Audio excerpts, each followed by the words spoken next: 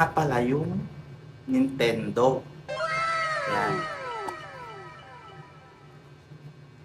Ang kinuha kong kulay ay kulay gray, pero yung nasa labas ng kahon niya or box niya ay kulay pink. Pero gray po talaga ito. Meron siyang kasamang ganito, para pwede mo siyang itugon sa inyong TV, para pwede mo siyang malaro sa inyong TV. Meron din siyang extra controller, ayan. Para pwedeng 2 player, ganun. So, ito na po yung pinaka-miss nung Nintendo.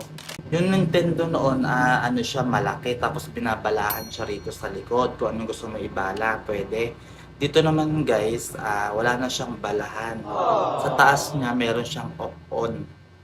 Tapos, yung saksakan siya ng charger. Tapos, ito saksakan ng headset. Yan. Tapos sa ilalim, wala. Tapos dito sa may gilid, meron siyang volume. Tapos dito sa kabilang side, wala. Tapos yung likod niya, ganito lang. Ito palang battery na to ay para siyang battery ng, alam nyo yun, yung battery ng Nokia cellphone noon. Yan, ganyan. Pero ito guys, battery ng QNET na cellphone na nilagay ko. Kasi yung nabili ko to, yung battery dating nakalagay dito, dito sa may Game Boy ay ano siya, mabilis lang malobat. Mabilis lang siya guys malobat. Tapos itong QNET ko na nakalagay doon sa may cellphone ko na backup phone, kinuha ko na lang at nilagay ko rito sa aking Nintendo.